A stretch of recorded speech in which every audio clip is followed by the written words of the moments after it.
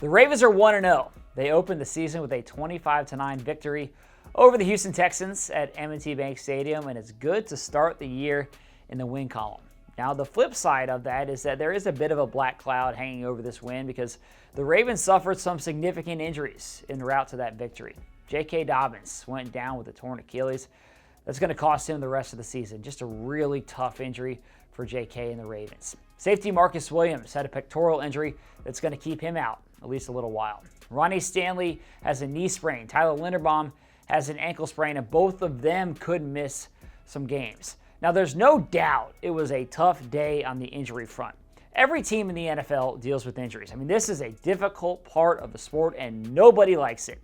But what can be done to avoid them? The Ravens have really taken a hard look at all of that over the past few years. They've adjusted their approach to the practices and the preseason as a result. But injuries can still happen. We all saw that yesterday. And today, head coach John Harbaugh talked about what can be done to try to limit injuries in the game. I think I've learned that there is no answer.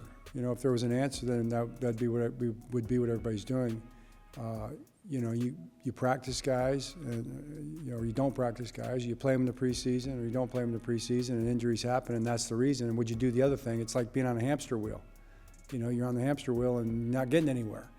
And really, that's kind of how this injury conversation is going in the NFL. I think progress is being made for sure, but looking at whether you play in the preseason or don't, how many reps you take in practice or you don't take. We're all ramping our guys now.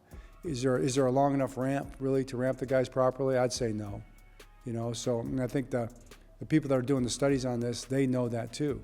So what they're going to have to do eventually is they're going to have to change the whole thing, the whole preseason process, and update it, because it's just been basically by what's always been done, and they know that it's not enough time to get guys ready to play in that short preseason period.